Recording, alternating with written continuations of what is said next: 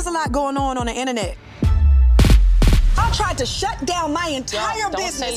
Sending a cease and desist is shutting down my business. Let's not do this. Tawanda, do not get the lead. Oh, don't put your hands on me. Did I touch her? Don't fight with me. Now, you know, over here, we've been covering the Braxtons all season long, doing deep dives, lives, recaps, and y'all asked me for a couple more videos, okay? So you know I'm gonna come through. Now, we remember Toni saying, if these ladies were not my sisters, I wouldn't even be friends with them, okay? So this time we gotta talk about Toni being the breadwinner, the pressure of being the parentified child, her having to take care of her siblings young, and how that grew with her into adulthood. Now, would Toni be a lot brighter? Her star would have risen a lot more if it wasn't for the trauma of her sisterhood and the need for everyone to be paid and taken care of. What happens when you're the parentified child? Okay, now we're going to get into it right about now.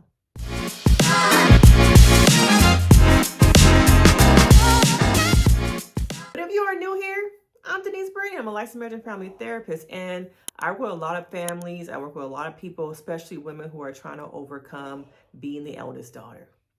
And Toni Braxton sees, to me, that she can't outlive the brand. She is the brand, but what happens when everything that comes along with that brand is on your shoulders?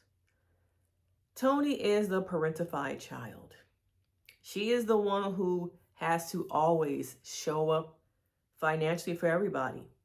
And I wonder, looking back at her career, the things she has been through, bankruptcy, marriage, the industry, if her sisters were not so attached to her, overshadowing her career, the trauma, all of it, would she have gone on and done better things? She recently said in an interview that she thinks she would. Okay. She has been parentified. And what does it mean to be a parentified child? That is when you are a child taking on adult responsibilities. As a young girl, she was often taking care of her siblings as her mother and father were in the church doing different things. Who was at home taking care of them kids? Toni. And I wonder if she had to give up parts of her own childhood, core memories, things she could have really experienced because she was at home while mom and daddy was in that church, and her daddy was dipping and dabbling, doing some extracurriculars outside that church. But Toni is the responsible one. She is the fixer. We see over and over again different clips of her trying to settle down the energy, settle down Tamar's behaviors and antics that distract from the deeper issues of the family. Tamar being labeled the identified problem, when really systematically there's a lot of problems. But because of Tamar's behaviors, Toni often has to come in and squash everything and make nice so that everybody can just get along. But has that really happened? We've seen over 15 years of these ladies trying to work it out with TD Jakes, Dr. Sherry, Dr. Spirit, Ayanla Van Zant. You know, who else has come along and tried to help them heal their wounds? But I think when there's so much trauma, it's impossible. And I think that not everyone, if anyone, is invested in the family getting back together. For so long, we've seen Tamar be the role of the fixer, the responsible one. Throughout her gaining success, notoriety, she has still had to carry her family. I think until this day, she is still financially responsible for so many people's lives. And we've seen how her being parentified, being the fixer, the responsible one, the one taking care of everybody, has left wounds on her body, on her health, to the point that her doctors are saying it's not a good idea for you to be out there performing, doing these tours. But as we have seen, bills need to get paid, loans, phone bills, okay? She's taking care of everybody and their debts. So much so that I think she's gone further and further in debt. And how many times has she claimed bankruptcy? How many times has Tawanda done bankruptcy? Financially, it can't all be on Toni. But to this day, it still is. And I think one of those reasons is because she may have some people pleaser qualities. Being that parentified child, you are used to having to cater to and satisfy the needs of other people. So what does it look like for Toni to finally decide or get the courage to live outside of her family? Is it even possible? Is that something that her family will let go of, the enmeshment? See, they're like this. But is it possible for them to be like this? I don't think so. I think there's just years of trauma from the mother, years of trauma from the father, all, being born and circulate throughout the bloodstream and utero into each one of these sisters. And Toni is the oldest. And let's talk about the emotional cost of everything she has to hold on to for other people. The guilt, the shame, okay, the pressure, the internalized, probably gaslighting she does to herself, being gaslit by her sisters, all of it she's holding on to. She has been emotionally exhausted from taking care of other people. Do we ever really get to see her be vulnerable? Because I think if we were to really see her be vulnerable, it probably would become weaponized. Probably like in some ways that dinner table scene got a little bit weaponized. But I think that over and over again, emotionally she's exhausted. We see her basically phone in her scenes. Okay, she's phoning in her scenes. We see a little bit of the tour, a little bit of her dancing, but she really does not want to do this show. The trauma of her mother, okay? When you have parents who have not healed, worked on themselves, all that stuff gets poured into the child. We know that Evelyn had to go live with her, I believe her aunt when she was like 13. And during that time, it was the early 60s. I wonder for Evelyn how that was for her. What was her relationship like with her mother? You see the generations. Toni, Evelyn, probably Evelyn's mother, grandmother, okay? And still to this day, Evelyn to me seems like she's just holding on to the brand and that the sisters are going to take care of her. Because what do we really know about Evelyn? We see her cooking at times, but most of the time it's just like, oh, she's there being taken care of. Off Toni's back, okay, off Tamar's. It starts at the head. And the head of this family was supposed to be the church. The church was supposed to lead them. But I think the church also brought on so much trauma, having her father have an affair with somebody in the church, the pressures to be conservative, the pressure to just follow behind what her parents were doing and saying when one of her parents was not doing the best thing. Okay, and I also see some things related to perfectionism. Toni trying to cope through perfectionism, which becomes a dysfunctional way of coping. Is she really coping with all this stuff? Is she just stuffing it down? Do we really see her address, how it deeply affects her and feels to have to cater to other people's needs all the time? And let's go a little bit more into the family dynamics. We remember seeing this at the beginning with Braxton Founding Values, where at the beginning it was about fun, sisterhood, laughing. Even before that, we watched Tawanda and Tamar on Starting Over. And on Starting Over, we watched a clip on my live the other night. So okay, go over there and watch the live. But we watched and saw how at one point Tawanda and Tamar were two peas in a pod. But what happened? The record labels. Okay, money broke up Toni's relationship with her family, and money broke up, filtering down also when Tamar got a deal.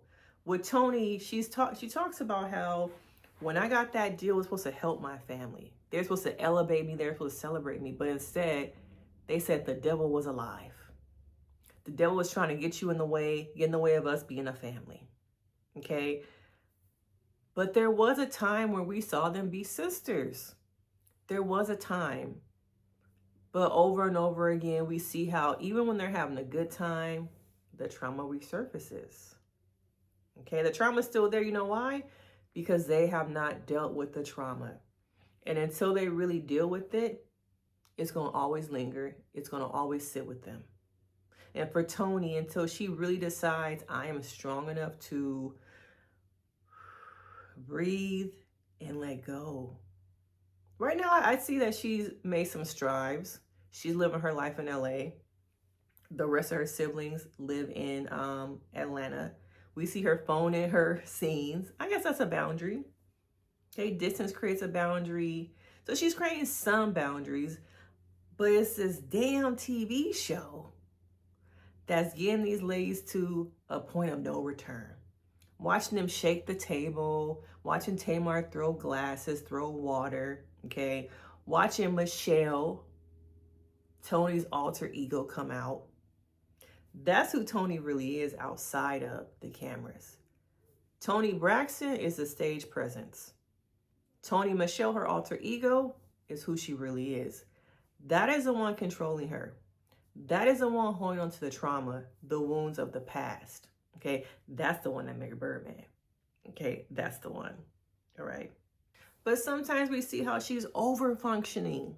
Okay, to fight the dysfunction. Ask yourself in your own relations with your family, with your friends, are you over functioning to overcompensate for the dysfunction? Are you the peacemaker? Are you the responsible one? Has it always been your job to take care of other people? And are you tired of it? Being the oldest daughter myself, having to unlearn some of those patterns and behaviors that were taught to me. Now as an adult, I'm realizing I don't have to be consumed by the trauma I've been through. I don't have to be consumed by being the eldest daughter. It is okay for me to make my own decisions. It's okay for me to decide I want to live for me and other people. But because his family is so enmeshed, I don't know if it's possible for Toni to really have her own life. You got people talking in your ear, call the police, press charges. You got people over here, the IRS, alimony, your real friends outside of this show telling you stuff. You got your doctors telling you stuff. It's just all too much. Where do I see me? Where do my needs matter? I don't think Toni's needs matter when it comes to the production of this show and the sisterhood that is barely still alive. Because if you ask me, this season has only shown there is no sisterhood. That Tracy was the glue. Even though Tracy was the mascot, her energy really kind of settled things a little bit. Okay? But over and over again, since we don't have the glue, we don't have the mascot, we only have the savior and the problems. Okay? And, you know, this is kind of what happens when the person who's kind of the mascot, the glue goes away. Okay? There's no one left to pat things back together. Okay, let's get it back together a little bit. And is this really what Tracy wanted? I don't think so. I really don't. And I wonder at what point for Toni, will she be able to just live her life outside of the sisterhood, outside of being responsible for everybody else? I really don't know. And I think we also have to talk about a little bit of resentment. I feel and see the resentment in these scenes. I can tell that Toni is resentful of all of her siblings. And notice how in that table scene where they shaking the table, what triggered Toni? Tamar saying nobody ever shows up for her. When her whole life, her whole career has been overshadowed for Toni and showing up for other people. So to sit here at this table and say nobody shows up for you, I have sacrificed. I have put money aside, time aside, left parts of my life go to protect you guys, to show up for you guys. So to sit here and tell me nobody shows up for you, what? But I wonder if, you know, her becoming famous even more confused the role. Am I the sister or am I the financial savior? And what would my life be like if my sisters were not around? If I didn't have the pressure of being the breadwinner, if my mother had went to some therapy and worked on herself, but instead I am riddled with the trauma. My health is declining because as a Black woman, I continue to have on my superwoman cape and take care of other people. But I want to know from you guys, what do you think? Can the sisterhood be saved? Is it over? Are you a parentified child? Let me know in the comments because, of course, we can get into it. And what other Braxton videos would you like to see? Hit that like, subscribe, and I'll see you in the next one. Bye.